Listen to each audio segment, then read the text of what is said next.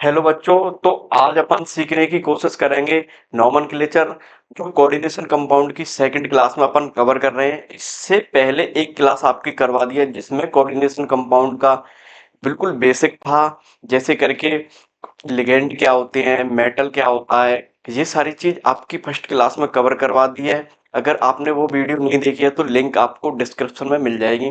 तो ये आपकी सेकंड क्लास है, इसमें आप नोमेनक्लेचर समझने की कोशिश करेंगे। जैसे कि आपको कोई कंपाउंड दे रखा है तो उसका आपको नोमेनक्लेचर कैसे करना है, उसके लिए कुछ रूल्स होते हैं जो कि अल्फ्रेड वर्नर ने दिए हैं। तो ऐसे करके आपको सारी चीज समझनी होगी। तो जैसे करके आपको जहां क्या करना है, जैसे करके यहां से 3 से 4 क्वेश्चन सीधे के सीधे पूछे जाते हैं। और आपको क्या दे रखा होता है, या तो कोऑर्डिनेशन कंपाउंड आपको दे रखा होगा, उसका आपका नोमेनक्लेचर करवाएगा, या आपको नाम दे रखा होगा, उससे आपको जो कंपाउंड दे रखा है उसको लिखना है। तो सारी चीज आप समझने की कोशिश करेंगे कि रूल क्या होता है। सबसे पहले जैसे करके आपको ये एक कॉम्प्लेक्स दे रखा है, सारी चीज आप समझने का प्रयास करेंगे। ये आपको एक कॉम्प्लेक्स दे रखा है, तो आपको मैंने पहली क्लास में ये बताया था, ये आपका सेंट्रल मेटल होता है, ये आपका सेंट्रल मेटल होता है, ये आपका क्या होता है, ये आपका ये आपका लिगेंड होता है। जैसे करके यहाँ आपको K4 दे रखा है, तो यहाँ ये सारी चीज समझाने की कोशिश कर रहा हूं मैं आपको कि जैसे करके एनाइन पार्ट क्या होता है और कैटायनिक पार्ट क्या होता है। क्योंकि जो कैटायनिक पार्ट होता है उसका नोमेनक्लेचर में पहले नाम लिखते हैं। जैसे करके रूल नंबर फर्स्ट आपका क्या बोलता है, पहले कैटायन का नाम लिखते हैं फिर एनायन का नाम लिखते हैं। तो यहाँ ये दे रखा है, अगर इसको आयन में तोड़ेंगे तो ये कैसे बन जाएगा, ये K4 पॉजिटिव बन जाएगा, ये आपका ये आपका बन जाएगा 4 नेगेटिव। तो ये आपका क्या हो गया, ये आपका क्या हो गया, ये आपका एनायनिक पार्ट हो गया, ये आपका क्या हो गया, कैटायनिक पार्ट हो गया। कैटायनिक पार्ट का सबसे पहले नाम लिखते हैं, तो यहां हम क्या लिखेंगे, पोटेशियम, फिर उसके बाद इस कॉम्प्लेक्स का नाम लिखेंगे। तो ऐसे करके ये आपको एक एग्जांपल दे रखा है, अगर इसको आयन में तोड़ेंगे तो कैसे करके ये कंपाउंड का निर्माण होगा, ये आपको कॉम्प्लेक्स दे रखा है। यहाँ 3 पॉजिटिव आ जाएगा, यहाँ 3 Cl3 नेगेटिव आ जाएगा। तो ये आपका एनायनिक पार्ट है, ये आपका कैटायनिक पार्ट है, तो इसका नाम सबसे पहले लिखेंगे।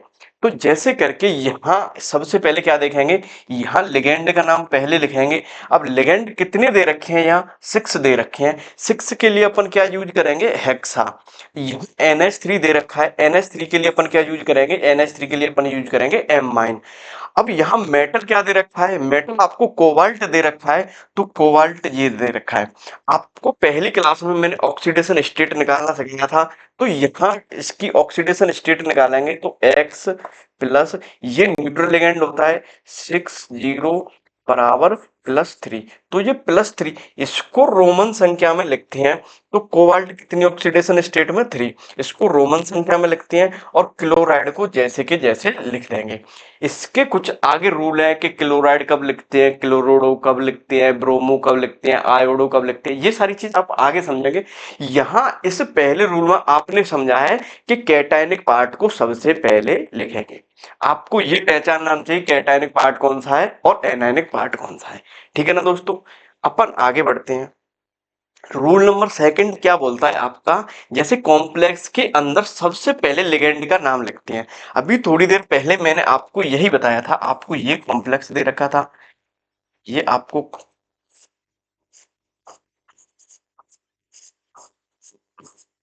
ये कॉम्प्लेक्स दे रखा था। तो सबसे पहले अपन ने क्या लिखा था, लिगेंड का नाम लिखा था। कितने लिगेंड दे रखे हैं, 6 के लिए अपन ने क्या यूज किया था, हेक्सा। और इस NH3 के लिए अपन क्या यूज करते हैं, इस NH3 के लिए अपन यूज करते हैं एमाइन। फिर उसके बाद में मेटल का नाम लिखा था। लिगेंड अल्फाबेटिक ऑर्डर में लिखते हैं, जैसे करके ये आपका क्या है, ये आपका एमाइन है। और ऐसे ही करके आपका ये आपका एक्वा है। तो ये तो दोनों ए से शुरू हो रहे हैं, जैसे करके आप ऐसे करके ले लो, ब्रोमो ले लो, ब्रोमो, ये आपका बी से शुरू हो रहा है। तो इस अल्फाबेटिक ऑर्डर का आपको ध्यान रखना है, जो सबसे पहले आएगा उसका नाम पहले लिखेंगे। जैसे एम माइन है तो एम माइन को पहले लिखेंगे, ठीक है ना दोस्तों। तो ये सारी चीज रूल नंबर सेकंड में आपने क्या सीखा है, अल्फाबेटिक ऑर्डर का आप ध्यान रखेंगे और लिगेंड का नाम पहले लिखेंगे। ये दो चीज आपकी बिल्कुल क्रिस्टल क्लियर हो गई होंगी। अपन बढ़ते हैं थर्ड रूल की तरफ। जैसे करके इसको अपने एक एग्जांपल से समझने की कोशिश करेंगे। ये आपका क्या हो गया, एनायन हो गया, ये आपका क्या हो गया, कैटायन हो गया। अब आप ये सारी चीज समझने की कोशिश करेंगे। यहाँ आपको क्या दे रखा है, ये आपका एमाइन दे रखा है, ये आपको क्लोरो दे रखा है। जैसे करके अगर ये क्लोरीन है जो एनायन है, अगर अंदर दे रखा है तो अपन क्या यूज करेंगे, क्लोरो, ब्रोमो, आयोडो। अगर बाहर दे रखा है तो अपन क्या यूज करेंगे, क्लोराइड, ब्रोमाइड, आयोडाइड। ये सारी चीज आप ध्यान रखने की कोशिश करेंगे। इसके लिए अपन क्या यूज करेंगे, क्लोराइड। इसके लिए अपन क्या यूज करेंगे, क्लोरो।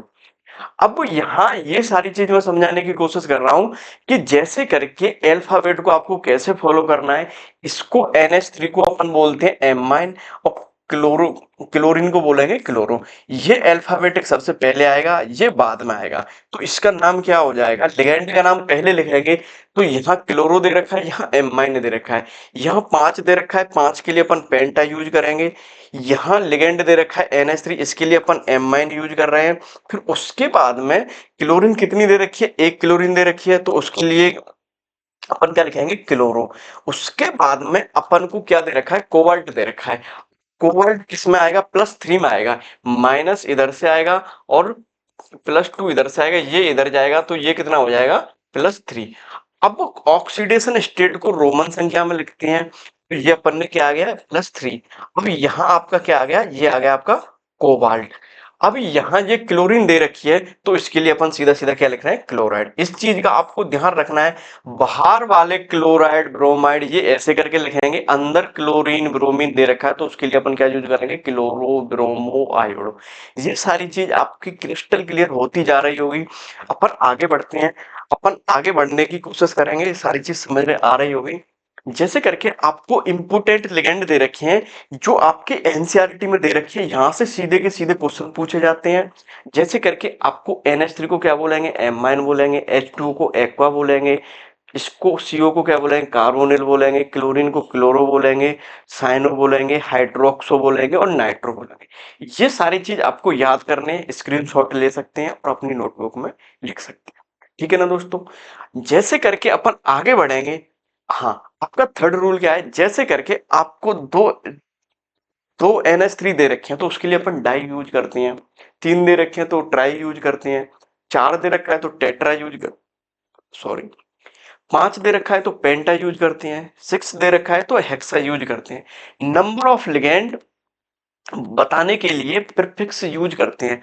अपन एक के लिए सीधा का सीधा नाम लिख देते हैं, 2 के लिए डाया यूज करते हैं, 3 के लिए ट्राई, टेट्रा, पेंटा, हेक्सा। ये सारी चीज आपको याद करनी है, ठीक है ना, ये आपको आता है। यहां से आपको क्या करना है, जैसे करके आपको ये एग्जांपल दे रखा है। ये आपको +3 ऑक्सीडेशन स्टेट में दे रखा है, ठीक है ना। NH3 के लिए अपन क्या यूज करेंगे, एमाइन यूज करेंगे। यहाँ कितने NH3 दे रखे हैं, 6 दे रखे हैं, तो इसको अपन क्या लिखेंगे, हेक्सा एमाइन, ठीक है ना। इसका नाम क्या हो जाएगा, hexa amine cobalt third ion. तो ये सारी चीज आपकी बिल्कुल समझ में आ गई होगी कि 6 के लिए अपन यहाँ क्या यूज कर रहे हैं। ये आपको 6 दे रखे हैं, ये वाले 6 दे रखे हैं, इसके लिए अपन क्या यूज कर रहे हैं, हेक्सा। 5 के लिए पेंटा, 4 के लिए टेट्रा। ये सारी चीज आपकी समझ आ गई होगी। रूल नंबर 4 क्या बोलता है, अगर लिगेंड का नाम ऑलरेडी कॉम्प्लेक्स में हो तो डाई, ट्राई की जगह अपन बिस, ट्रिस, क्रिस यूज करते हैं। जैसे करके एक आपका लिगेंड होता है EN, ये आपका इथाइलिन डाइअमीन होता है। इसका फॉर्मूला कैसे होता है, NH2 CH2 CH2 NH2। ये 2 जगह से दे सकता है। ये बाइडेंटेड लिगेंड होता है। तो यहाँ ये क्या बोलना चाह रहा है, ये ऐसे बोलना चाह रहा है, इसका इथाइलिन डाइअमीन नाम होता है। इथाइलिन ये होता है, डाइअमीन ये होता है। तो इसमें एक शब्द बीच में डाई आ जाता है, तो उसके जैसे करके यहाँ कोई कॉम्प्लेक्स बनता है। जैसे करके कोबाल्ट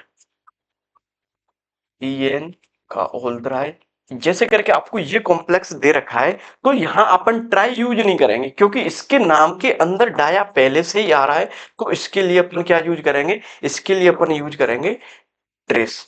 इस 3 के लिए अपन क्या यूज करेंगे, ट्रेस। अगर यहाँ 2 दे रखा होगा तो उसके लिए अपन क्या यूज करेंगे, उसके लिए अपन यूज करेंगे बेस।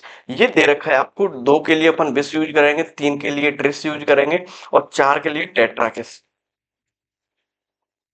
4 के लिए अपन क्या यूज करेंगे, टेट्राकिस। ऐसे 5 के लिए पेंटाकिस। तो ये सारी चीज आपकी बिल्कुल क्रिस्टल क्लियर हो गई होगी, ये एग्जांपल से आपकी बिल्कुल क्लियर हो गई होगी। ऐसे करके आपको ये रूल आने चाहिए।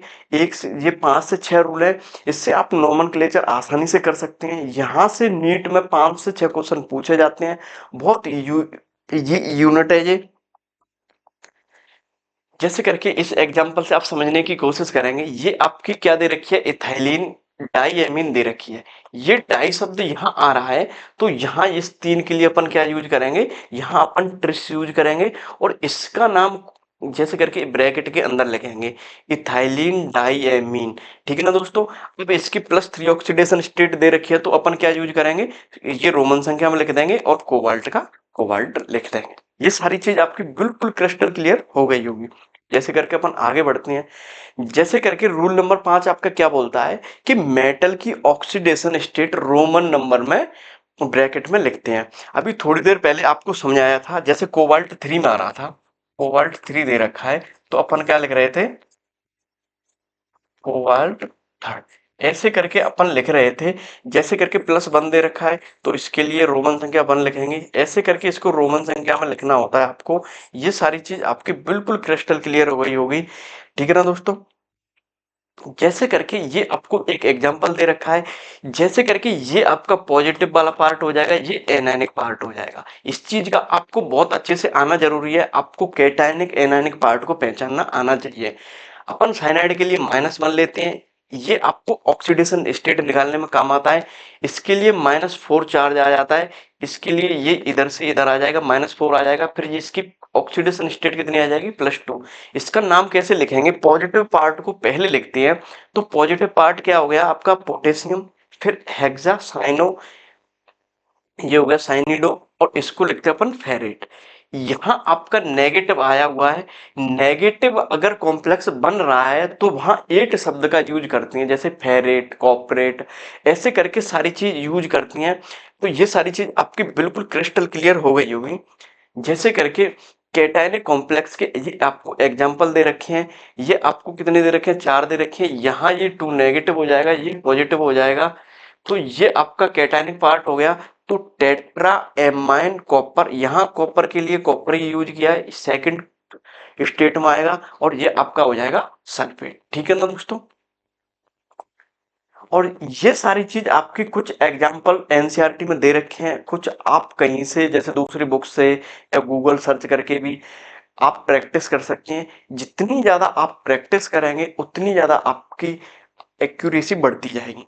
जैसे एनायनिक कॉम्प्लेक्स दे रखा है। अब आपको एनायनिक कॉम्प्लेक्स में जैसे करके ये मैंने थोड़ी देर बताया था क्लोरो, ये अंदर वाले के लिए अपन क्लोरो यूज करते हैं। यहाँ लिगेंड क्या दे रखा है, क्लोरीन। 6 दे रखा है, इसके लिए अपन हेक्सा यूज करेंगे। मेटल लैब में 8 लगा देते हैं। क्या लगा देते हैं, 8 लगा देते हैं। जैसे करके मैंने अभी थोड़ी देर पहले बताया था कि एनायनिक पार्ट बन रहा होगा उसमें 8 लगा देते हैं। तो पहले सबसे पहले क्या लिखेंगे, कैटायनिक पार्ट को लिखेंगे। तो ये आपका क्या हो जाएगा, potassium, hexa, chloro, Palatinate.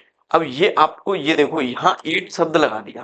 Platinum में क्या लगा दिया, 8 शब्द लगा दिया। इसकी +4 ऑक्सीडेशन स्टेट है, तो ये आपको रोमन संख्या में लिख दी। ये सारी चीज समझ में आ गई होगी कि एनायनिक कॉम्प्लेक्स के लिए क्या यूज लेना होता है। एनायनिक शब्द के लिए आपको लेना है 8 शब्द, 8। ये 8 इसमें लगाना है मेटल में। ठीक है ना दोस्तों। ये सारी चीज आपके बिल्कुल समझ में आ गई होगी। जैसे करके आपको क्या ट्रिक ध्यान रखनी है, जैसे करके कैटायनिक कॉम्प्लेक्स दे रखे हैं, तो मेटल का नाम आपको क्या करना है, नॉर्मल नाम लिखना है। और एनायनिक कॉम्प्लेक्स दे रखा है, तो उसमें क्या लगाना है, 8।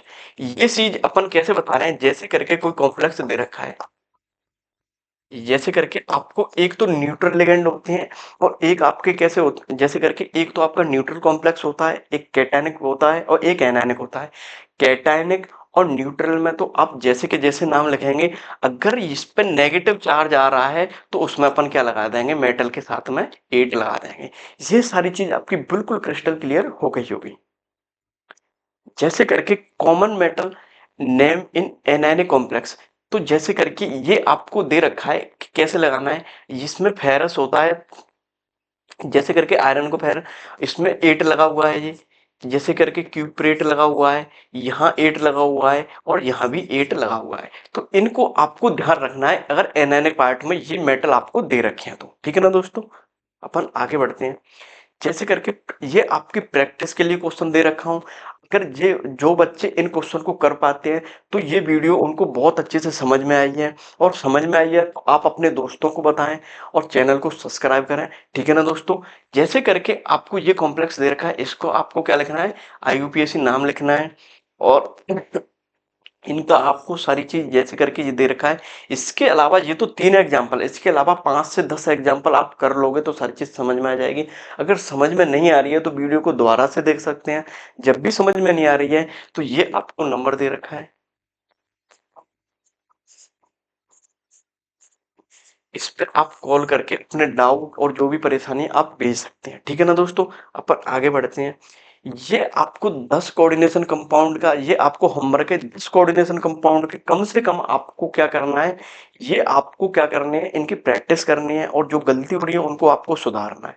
ठीक है ना दोस्तों, सबसे पहले आपको ये पहचानना चाहिए कैटायनिक पार्ट क्या होता है, एनायनिक पार्ट क्या होता है, मेटल क्या होता है, और उसके रूल के अकॉर्डिंग उसका नोमेनक्लेचर आपको करना होता है। ठीक है ना दोस्तों, बाकी अपन नेक्स्ट वीडियो में मिलते हैं। थैंक यू दोस्तों।